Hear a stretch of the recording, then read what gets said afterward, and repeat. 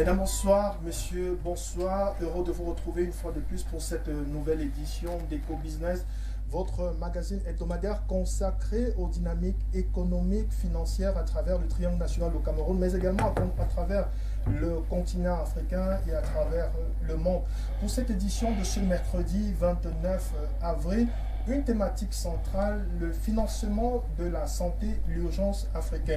Avant de poursuivre votre réflexion avec votre permission, je voudrais qu'on aille du côté de la régie pour prendre un intervenant qui nous attend inlassablement du côté de Paris. Nous allons prendre M. Mama Fomenyam. Il est promoteur c'est une initiative Diaspora Santé, de financement de la santé des Africains, mais payée par les membres de la famille, dont ceux de la diaspora.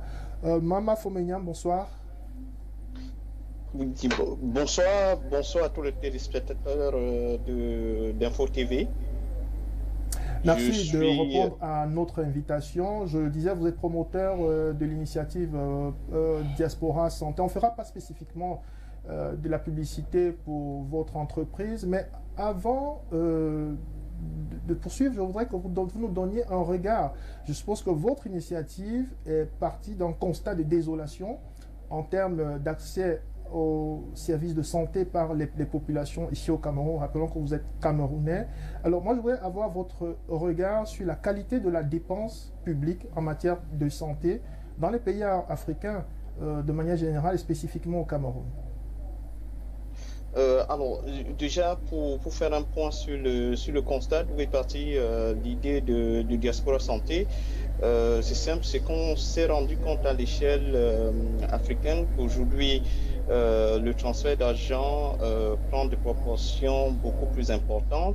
On est passé officiellement à 60 milliards de dollars qui sont transférés en Afrique chaque année. Et en grande partie, cet argent est utilisé pour l'aide médicale des proches restés au pays.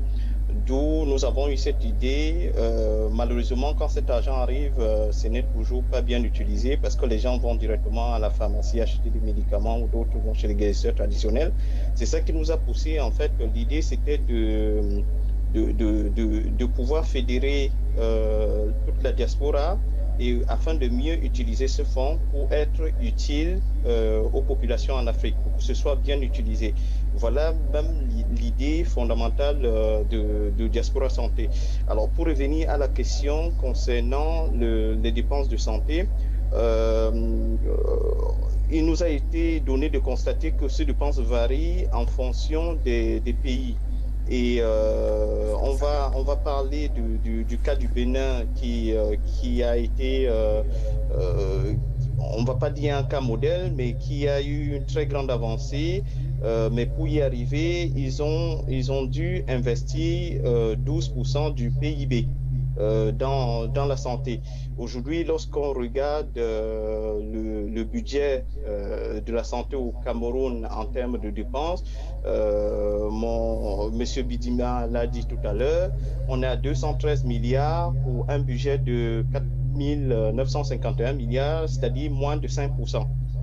À ce stade déjà, on constate qu'il y a vraisemblablement un effort à faire au niveau de l'enveloppe budgétaire, sachant que de façon très concrète au Cameroun, en 2016-2017, les dépenses de santé s'élevaient à peu près 600 milliards de francs CFA.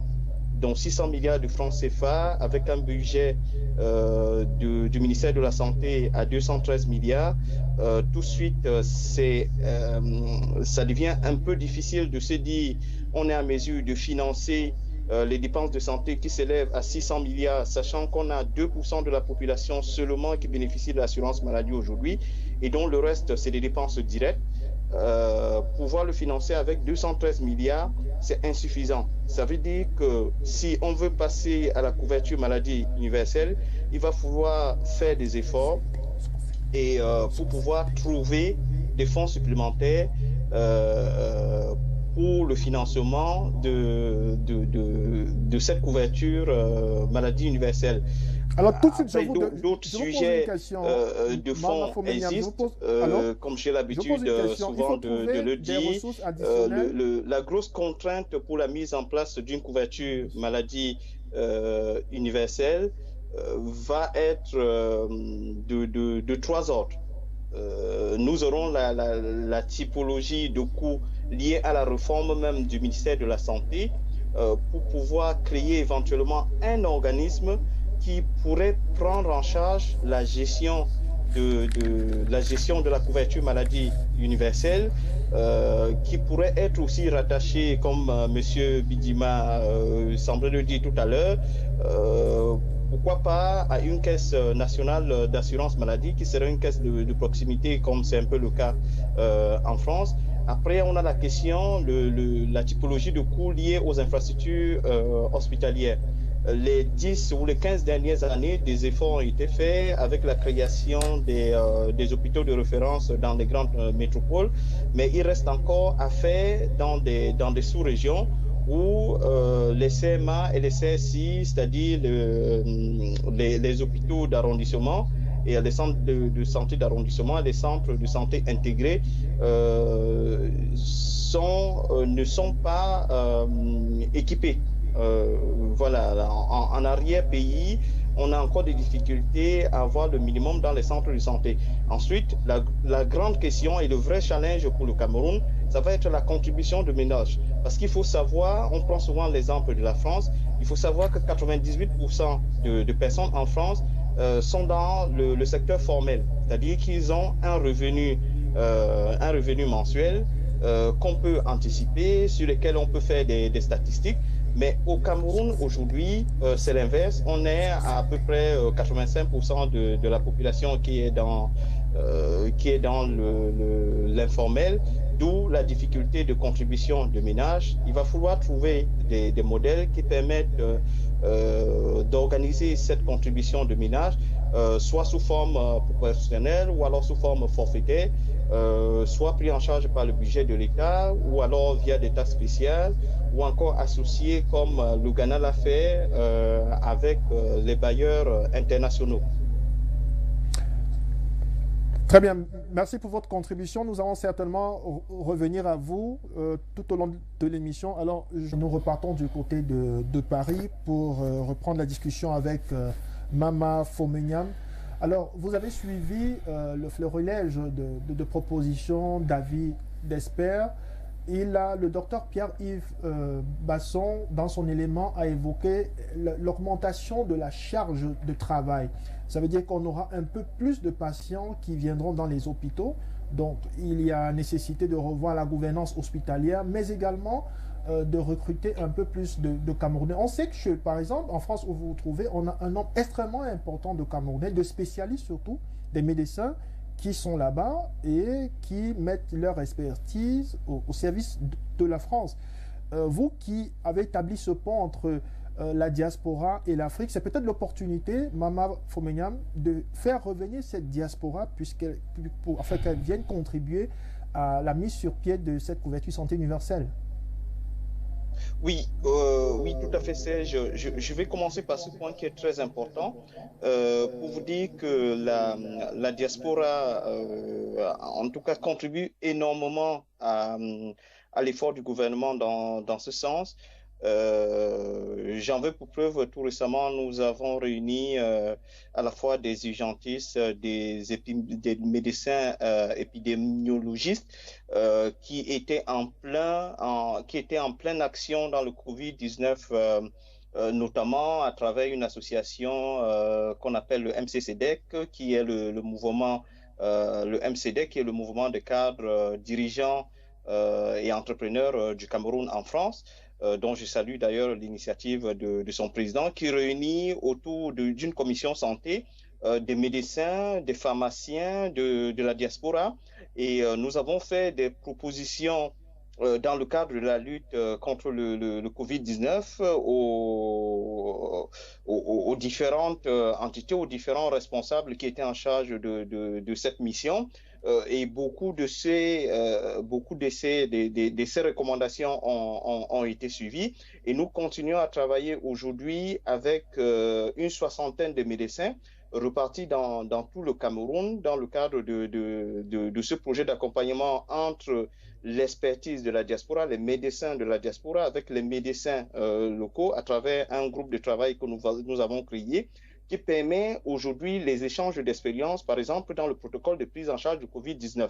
Donc aujourd'hui, il y a un échange qui est fait entre ces personnes de la diaspora et les acteurs locaux. Donc, cette contribution existe, je vous confirme aujourd'hui, et c'est une réalité. Maintenant, pour revenir à la question du médecin que nous avons suivi à Bamenda, effectivement, pour mettre en place pour mettre en place un système de couverture de maladie universelle, il y a des choses qui sont obligatoires.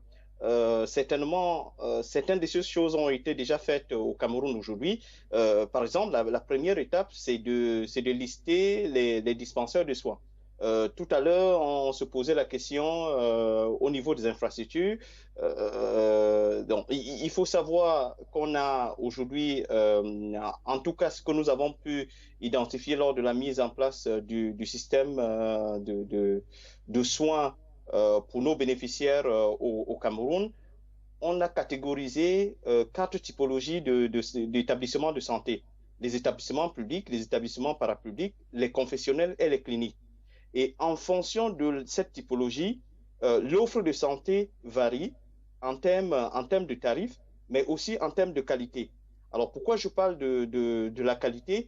Parce qu'il faudrait fixer des normes en matière de qualité de soins, ce qu'on appelle des protocoles qui pourraient permettre que le traitement du paludisme ou du cancer à Douala, en utilisant les molécules fournies par notre confrère, soient les mêmes qui soient utilisées à Bafoussam et que ce soit les mêmes qui soient utilisées en Gaoundéré. Malheureusement, aujourd'hui, dans la typologie que nous avons, nous recevons des dossiers sinistres qui nous sont envoyés de façon électronique parce que notre système est digitalisé à 100%. Nous recevons des dossiers sinistres pour les mêmes pathologies pour lesquelles nous avons des protocoles de soins différents et des coûts différents. Ça, c'est quelque chose qu'il faudrait régler dans la définition de ce qu'on a appelé le cahier de charges pour que le protocole de soins soit le même, quel que soit le type de centre de santé. Alors, troisième point qu'il faudrait également, je pense que le ministère de la Santé a déjà travaillé sur ce sujet, ça sera d'établir une série de services qui seront pris en charge. C'est ce qu'on appelle le panier de soins. Par exemple, en France, pour revenir à ce que notre confrère disait tout à l'heure, le cancer est considéré comme une pathologie lourde. Alors, au Cameroun, aujourd'hui, la définition de pathologie lourde n'existe pas. Ça veut dire qu'à un moment donné, il faut revenir sur ce type de pathologie et définir comment est-ce qu'on le traite. Alors, ça c'est des sujets qui sont purement de l'expertise et qui ne sont pas... c'est de l'expertise qui va nécessiter à la fois le médical, mais aussi les experts de la protection santé que nous sommes. C'est pas seulement une étude, c'est pas seulement de la bonne gouvernance, c'est pas seulement de la gestion, mais c'est vraiment une expertise qui doit être faite en amont de la mise en place du système. Et pour terminer, on a les mécanismes de redistribution, de rétribution des prestataires. J'entends bien qu'aujourd'hui, la CNPS, c'est une initiative très louable aujourd'hui, très, très encouragée, d'avoir pris 50% de soins, des factures de soins de tous les retraités. Mais aujourd'hui, se pose la question de la rétribution des prestataires. Comment est-ce qu'on rétribue les prestataires ou les pharmaciens quand ils ont exécuté une prestation? Aujourd'hui, nous, en tout cas pour l'ensemble, pour les milliers d'assurés que nous avons aujourd'hui au Cameroun, nous sommes sur du tiers payant. Ça veut dire que nos assurés, ils ne payent que le ticket modérateur, un peu comme ça fonctionne en France. Et nous avons un délai de 7 jours pour pouvoir payer les prestataires. Nous avons vraiment 7 jours. Il y a des prestataires aujourd'hui. Nous sommes en train de travailler pour pouvoir optimiser le délai de remboursement. Notre objectif, c'est que pour des prestations basées comme des simples consultations ou comme des factures de pharmacie d'un certain montant, que nous soyons en capacité de pouvoir rembourser dans un délai de 48 à 72 heures. Parce que pour cette typologie de soins, c'est bien identifié, on sait exactement ce qu'il faut faire et le coût ne varie pas d'un hôpital à un autre. Ça, c'est extrêmement important. Et pour finir sur l'organisation de comment est-ce qu'on peut mettre en place, qui peut gérer, j'insiste que ce travail-là, c'est un travail qui doit être réalisé par une entité ad hoc. La CNPS aujourd'hui, notre proposition peut aller dans ce sens, de dire la CNPS a eu une certaine expérience dans la gestion de fonds qui peut aujourd'hui s'apparenter à ce qu'on appelle la Caisse nationale d'assurance maladie, c'est-à-dire la caisse de proximité qui sera en fait le bras financier de cette institution qui va exécuter toute la stratégie, toute la politique dans le respect des normes de l'OMS, dans le respect des objectifs. Tout à l'heure, on en a parlé, mais on n'est pas allé suffisamment dans le fond. La finalité, quand même, c'est à un moment donné qu'on puisse avoir un accès aux soins de façon équitable. La notion d'équitable est très difficile à réaliser pour la simple raison que vous avez des gens aujourd'hui qui ont des revenus modestes par rapport à des personnes qui ont des revenus très élevés. Et pour être équitable, il faudrait pouvoir donner la possibilité à ces personnes d'accéder aux soins proportionnellement à leurs revenus. Ce qui est un enjeu à la fois stratégique pour assurer cette équité et qui est aussi un enjeu de gestion important qui nécessite d'être conçu, réfléchi et géré par une entité qui doit maîtriser de bout en bout le processus et le prendre de façon globale. Voilà, si on peut le dire ainsi. Une dernière question, au-delà du cahier de charge, au-delà de la réforme de la gouvernance universitaire, il se pose également, le docteur Pierre-Yves Basson, depuis Bamenda l'a dit, il y a également la question de l'accès aux technologies de santé qui sont extrêmement onéreuses. Il faut envisager une endogénisation de cette technologie ou autrement un transfert de technologie pour vous qui êtes du côté de la diaspora, parce que financer la santé, il faut également des équipements de pointe et ça revient très cher. Oui, tout à fait. Alors, au niveau des équipements, effectivement, la question, il y a une question importante qui revient souvent, c'est de dire on doit avoir les mêmes plateaux techniques dans toutes les régions. Je ne pense pas forcément que ce soit comme ça qu'il faut poser la question. La question doit se poser plutôt en termes de demande et d'offres. Le système de santé est un système qui doit être vu comme un système de marché. C'est-à-dire qu'aujourd'hui, mon confrère va par exemple développer des molécules de cancer parce qu'on a déjà cette pathologie au Cameroun. Donc, si on n'avait pas cette pathologie au Cameroun, on n'aurait pas d'investissement dans ce domaine-là.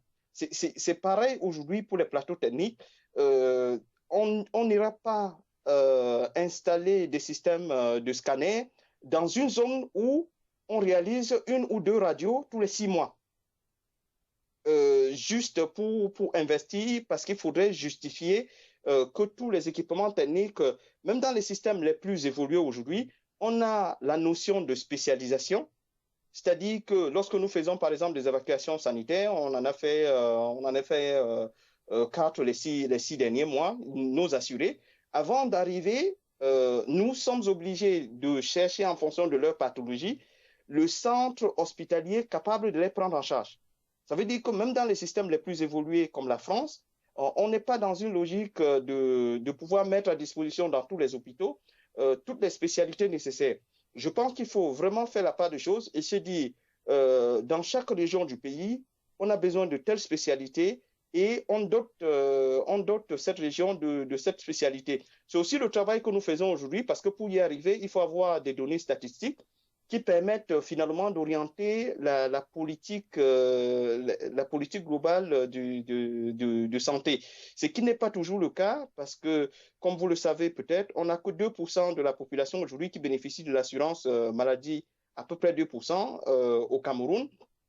Et donc, c'est très peu pour pouvoir avoir des statistiques, encore que la gestion dans certaines compagnies est très opaque. On ne sait pas comment ça se passe. Il n'y a pas de remontée d'informations. On ne peut pas savoir, par exemple, pour telle pathologie, quels sont les médicaments, c'était quoi le protocole de soins. Si ça a fonctionné, ça n'a pas fonctionné pour pouvoir établir éventuellement une certaine statistique et se dire voilà ce qui fonctionne, voilà ce qui ne fonctionne pas. Aujourd'hui, ce que nous essayons de faire aussi dans notre démarche, c'est de pouvoir collecter ces informations pour pouvoir dire un exemple concret, c'est que c'est dommage que mon confrère assureur ne soit pas là aujourd'hui, mais on a par exemple, on entend souvent des assureurs dire qu'au Cameroun, la pharmacie est le poste de dépense le plus élevé. Alors, nous avons une analyse différente. Lorsque vous prenez la pharmacie, effectivement, c'est parmi les postes de dépenses les plus élevés au Cameroun aujourd'hui, dans les dépenses de santé. Mais en réalité, c'est parce qu'on sépare les analyses de biologie, des examens de biologie, des examens de radiologie. Lorsque vous faites une analyse globale en disant les examens, tout ce qui est laboratoire constitue les examens, vous associez les deux, vous vous rendez compte que les examens deviennent les postes de charge le plus élevés dans la dépense de santé au Cameroun. Et donc, s'il y a à prioriser la réflexion pour pouvoir maîtriser les charges, à ce moment, ce n'est pas uniquement sur la pharmacie, c'est aussi sur les examens de biologie et les examens de scanner. Et à ce moment, on se pose la question de savoir, est-ce qu'aujourd'hui, à la CNPS, à l'hôpital de la CNPS, par exemple, on a tous les équipements qu'il faut pour pouvoir réaliser des scanners à moindre coût, ou est-ce qu'on a des laboratoires, des laboratoires biologiques beaucoup plus développés qui permettent de réaliser des dépenses à moindre coût? Et à ce moment, on peut réduire les coûts de santé. Et là, je rebondis sur notre confrère de laboratoire.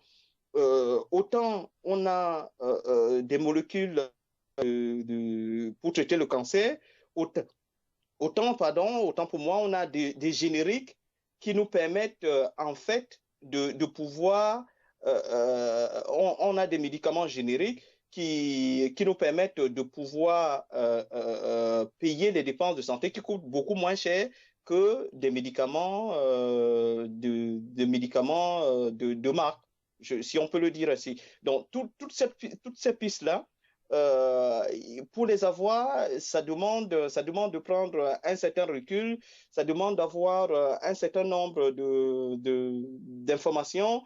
Et je pense que partir sur un modèle complètement différent de ce qui existe aujourd'hui, mais en s'appuyant sur la gestion financière proprement dite par la CNPS comme bras armé du système, mais pas comme gestionnaire, ça serait une très très bonne chose et pour un avenir meilleur pour le système de santé au Cameroun. Founia, merci pour cette expertise. Nous espérons vous retrouver pour une autre édition d'Eco Business. Merci pour votre expertise. Je vous ai vu.